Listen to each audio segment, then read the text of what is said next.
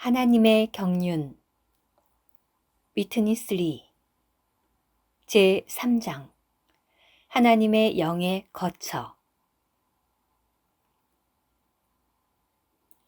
요한복음 3장 6절의 말씀에서는 성령으로 난 것은 영이니 라고 말씀하신다. 이 말씀에는 분명한 두 영이 있는데 하나는 대문자로 시작하고 다른 하나는 소문자로 시작한다. 대문자로 시작된 영 스프릿은 하나님의 영을 말하고 소문자의 영 스프릿은 사람의 영을 말한다. 성령으로 난 것은 사람의 영이다. 이 두 영에 대한 또 하나의 구절은 요한복음 4장 24절의 말씀이다. 하나님은 영이시니 예배하는 자가 영으로 예배할지니라. 여기에서도 처음의 영은 대문자로 시작하고 다음 것은 소문자로 시작한다. 우리는 영이신 하나님을 우리 사람의 영으로 경배해야 한다. 로마서 8장 16절은 이 두 영을 더욱 확증한다. 성령이 친히 우리의 영으로 더불어 우리가 하나님의 자녀인 것을 증거하시나니. 여기에 우리라는 단어는 하나님의 영과 사람의 영의 실제를 부인할 수 없게 한다. 로마서 8장 9절과 10절 말씀은 이러하다.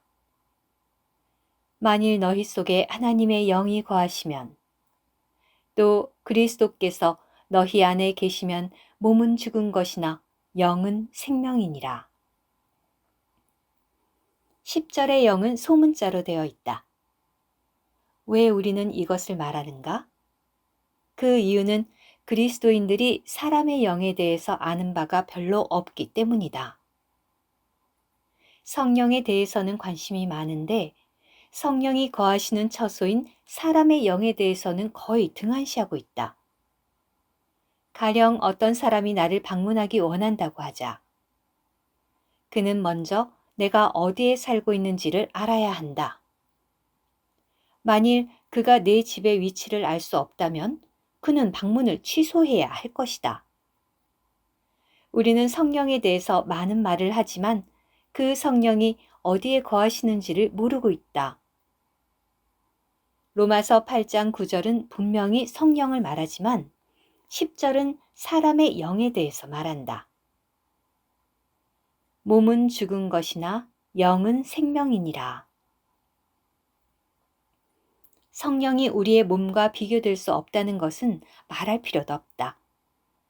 비교할 수 있는 것은 사람의 몸과 사람의 영이지 사람의 몸과 성령이 아니다.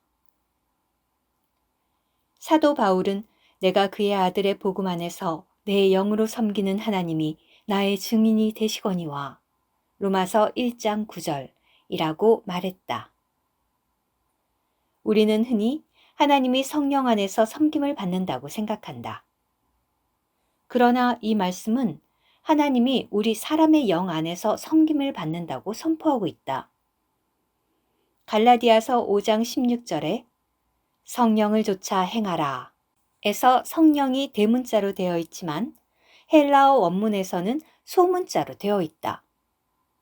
그러므로 이 말씀이 의미하는 것은 성령 안에서 행하라는 것이 아니라 우리 영 안에 행하라는 것이다. 우리는 올바른 성경을 통해 올바른 의미를 찾아야 유익이 있다. 이 밖에도 대문자가 소문자로 되어야 할 구절이 많이 있다. 성경을 번역하는 사람들이 이 영이라는 말이 성령을 가리키는지 사람의 영을 가리키는지를 결정하는데 많은 어려움을 갖고 있다. 그 어려운 이유는 믿는 자 안에서 성령과 사람의 영이 한 영으로 연합되었기 때문이다. 주와 합하는 자는 한 영이니라. 고린도전서 6장 16절. 우리는 주와 한 영, 즉 성령과 긴밀히 연합된 하나이다. 그렇게 연합된 영이기 때문에 이것이 성령인지 사람의 영인지를 말하기 어려운 것이다. 둘이 하나로 연합되었다. 우리는 그것이 성령이라고도 말할 수 있고 또한 성도들의 영이라고도 말할 수 있다. 우리는 가끔 파인애플 주스와 오렌지 주스, 두 가지 주스를 섞어 음료를 만드는 경우가 있다. 그것이 섞인 후에는 어떤 종류의 주스인지 구별하기 어렵다. 그것이 파인애플인가 오렌지인가? 우리는 그것을 파인애플 오렌지라고 불러야 할 것이다.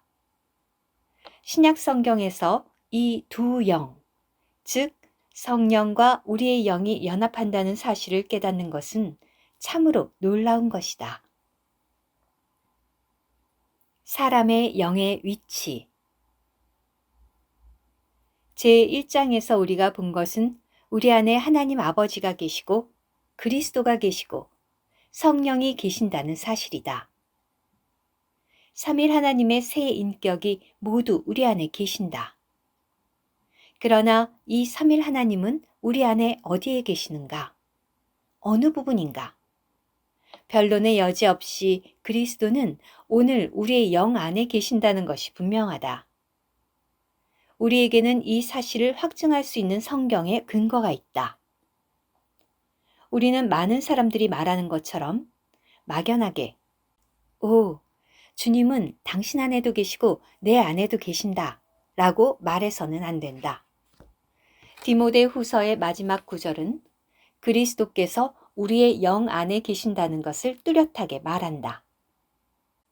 주께서 내 영에 함께 하시기를 바라노니 디모데후서 4장 22절. 그리스도께서 우리 영 안에 계시려면 먼저 그분이 영이 되셔야 하고 다음으로 우리에게 영이 있어야 한다. 마지막으로 이 두 영이 한 영으로 연합되어야 한다.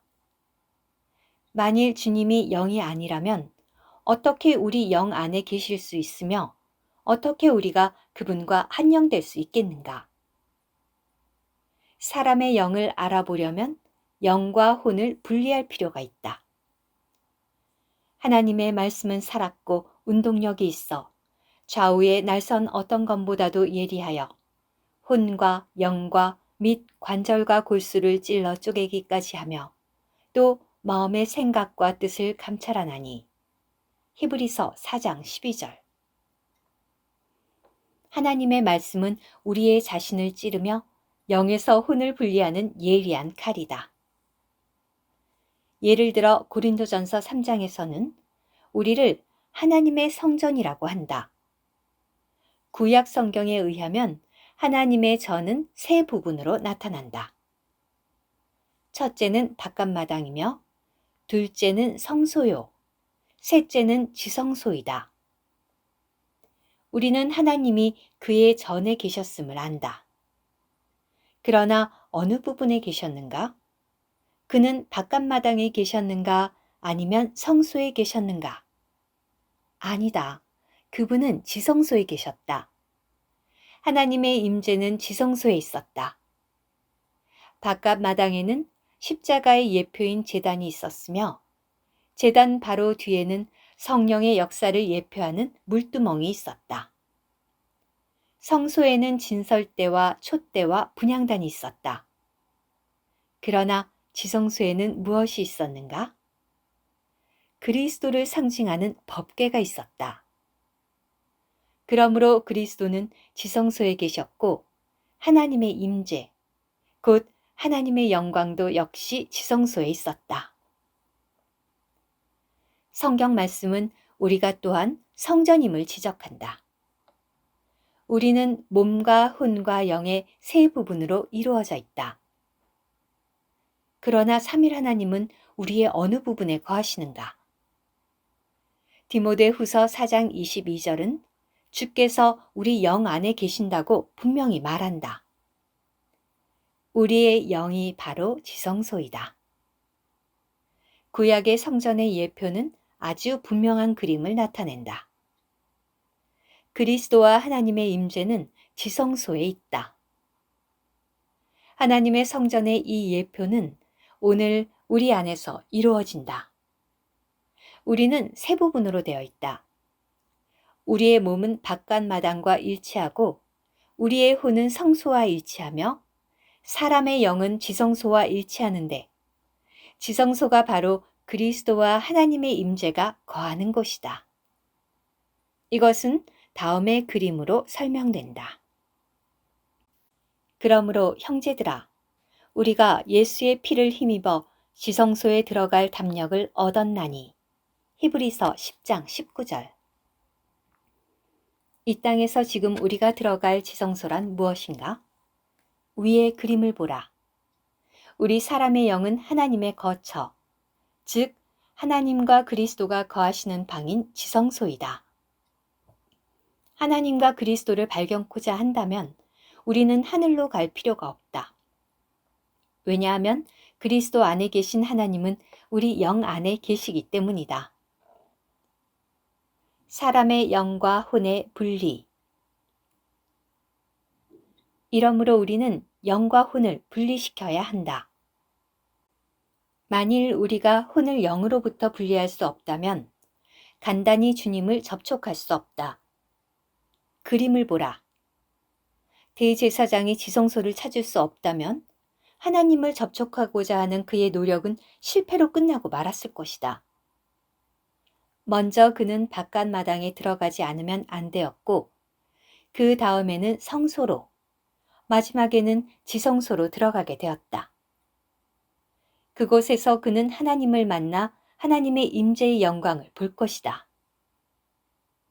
우리는 우리의 혼과 영을 분별해야 한다. 혼은 마치 뼈가 골수를 감추고 있듯이 영을 덮어 감추고 있다. 뼈를 보기는 쉬워도 속에 감추인 골수를 보기란 쉽지 않다. 만일 우리가 골수를 얻고자 한다면 뼈를 깨뜨려야 한다. 때로는 골수를 뼈로부터 긁어내지 않으면 안 된다. 오, 우리의 영은 얼마나 혼에 깊이 박혀 있는지. 우리 영은 숨겨져 있고 혼 안에 감춰져 있다. 혼은 쉽사리 인지되지만 영을 알기는 어렵다. 우리는 성령에 관해서는 약간 알고 있으나 사람의 영은 모르고 있다. 그 이유는 사람의 영은 혼 안에 감춰져 있기 때문이다. 이것이 바로 혼이 파쇄될 필요가 있는 이유이다. 관절이 뼈 중에서 가장 강한 부분이듯이 우리의 혼도 매우 강하다. 우리의 영은 혼에 덮여 있다. 날카로운 칼인 하나님의 말씀이 영으로부터 혼을 분리시키기 위하여 혼을 찔러야 하는 것이다. 그런즉 안식할 때가 하나님의 백성에게 남아있도다. 그러므로 우리가 저 안식에 들어가기를 힘쓸지니 이는 누구든지 저 순종치 아니하는 본에 빠지지 않게 하려 함이라. 히브리서 4장 9절 11절. 여기에서 안식이란 무엇인가? 그 의미를 알려면 구약의 또 다른 예표를 보아야 한다.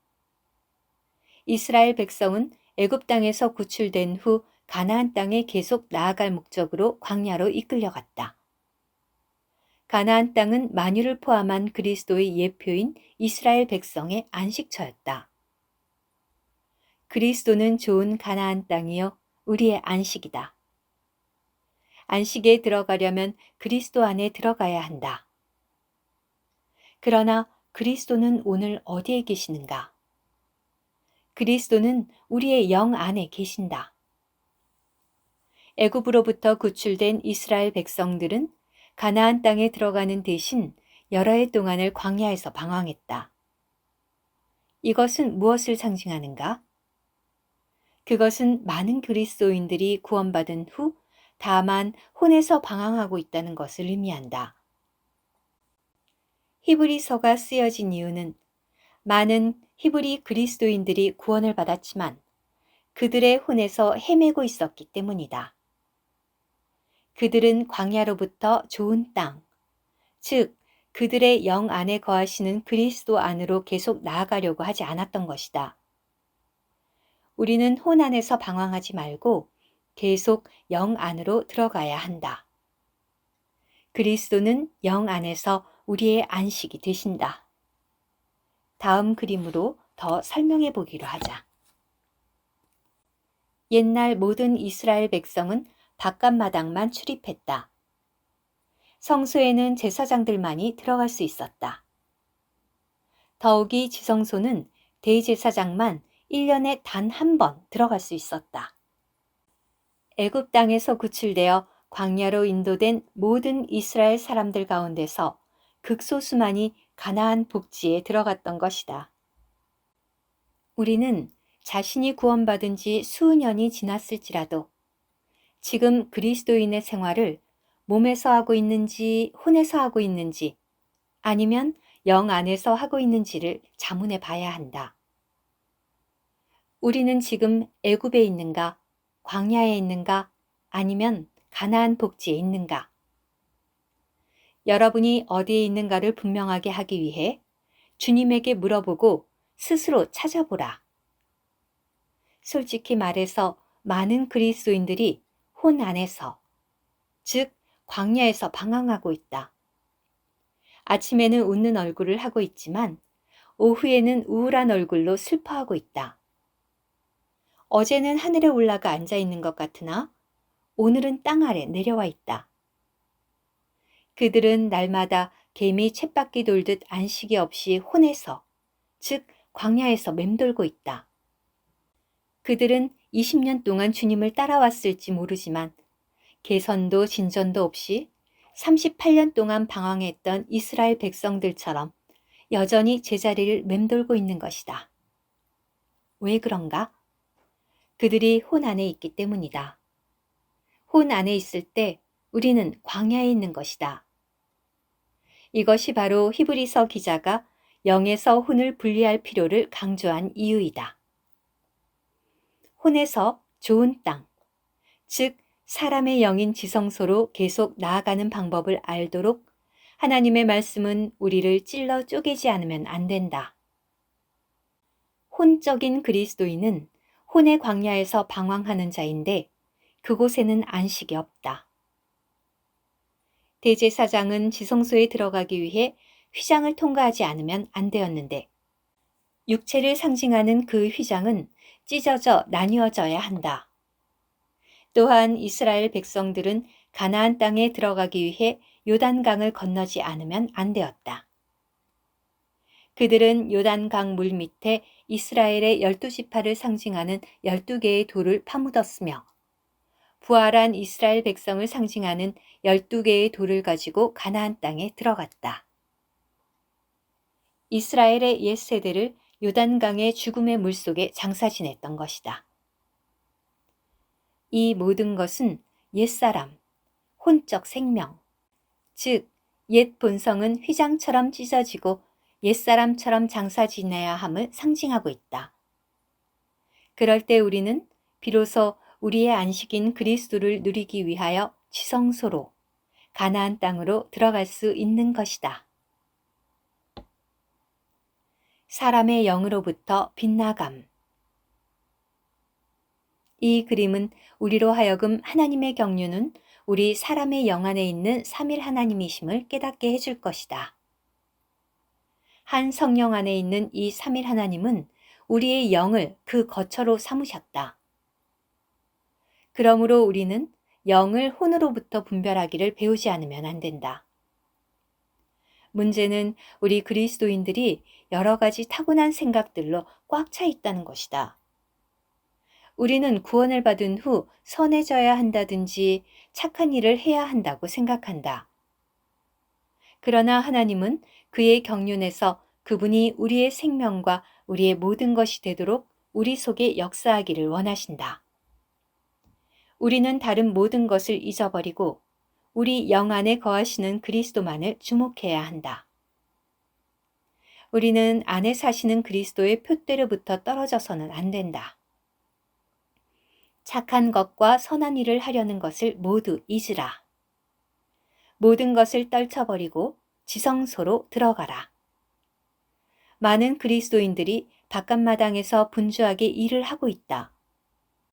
그들은 그들에 대한 하나님의 뜻은 그들이 하나님을 접촉할 수 있는 지성소 안에 들어가는 것이며 하나님으로 충만되고 하나님께 붙잡힌 바 되고 모든 것에서 하나님과 하나 되며 하나님을 그들의 모든 것으로 생각하는 것임을 알지 못한다.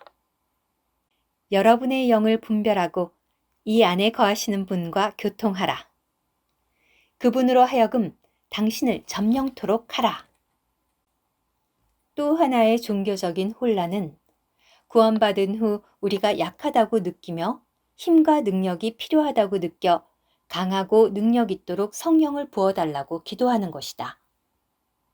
이렇게 하는 데에도 어떤 근거가 있기는 하지만 하나님의 경륜의 주요 경로는 외적 능력의 강화가 아니라 삼일 하나님이 거하시는 우리의 영 안에서 그분을 따라가는 것이다. 그러므로 가장 중요한 것은 우리가 우리의 영을 따라 행하고 우리의 혼을 부인하는 것이다. 왜냐하면 삼일 하나님은 우리 영 안에 계시기 때문이다. 대부분의 그리스도인들, 하나님을 깊이 갈망하는 사람들조차도 하나님의 경륜의 이 표적을 잃고 있다. 다시 한번 묻건대 오늘 이 삼일 하나님은 어디에 계시는가? 주님을 찬양하라. 이 놀라운 분, 삼일 하나님이 오늘 우리 영 안에 계신다. 우리에게는 하나님이 계신다. 그렇다. 우리는 영 안에 하나님을 모시고 있다. 이 놀라운 만유를 포함한 성령께서 우리 안에 계신다. 만일 우리가 그리스도인이라면 우리의 영 안에는 삼일 하나님이 계시는 것이다. 오늘 우리의 필요는 영을 혼으로부터 분별하는 것이다. 영을 혼으로부터 분별하는 올바른 길을 알 때 우리는 삼일 하나님을 접촉하는 표적을 맞추게 될 것이다. 라디오의 기계 부분에는 수신기관인 수신기가 있다. 우리가 정확하게 라디오의 주파수를 조종할 때 공기에 있는 전파는 그 수신기에 잡힐 것이다. 오늘 삼일 하나님은 영적 전기이다. 그분은 온 우주 가운데 퍼져 있는 전파이며 우리는 바로 라디오이다. 우리 안에 있는 수신기는 무엇인가? 그것은 사람의 영이다. 우리가 상하고 깊이 뉘우치는 영을 가지고 하나님 앞에 회개하며 그분 앞에 우리 자신을 열어놓을 때 우리의 영은 곧 조정된다. 만일 우리가 이러한 영을 갖고 있다면 영적인 전기이신 삼일 하나님은 즉시 우리의 영을 만질 것이다. 우리는 이제 그 수신기의 주파수를 어떻게 조정하는가? 즉, 우리의 생각과 감정과 선택 같은 다른 모든 것들로부터 영을 분별하면서 사람의 영을 조정하는 법을 알아야 한다. 우리의 혼적인 모든 것들로부터 영을 분별할 때 우리는 하나님의 성령을 접촉하는 방법을 알게 된다. 그 영이 바로 삼일 하나님의 놀라운 모든 것을 포함한 영이다. 또한 영으로부터 혼을 분리하기 위해 예리한 검으로 찔러 쪼개는 하나님의 말씀을 알게 될 것이며 항상 우리 안에 거하시는 그리스도를 체험하고 누리고 동참하는 법을 깨달을 것이다. 아멘.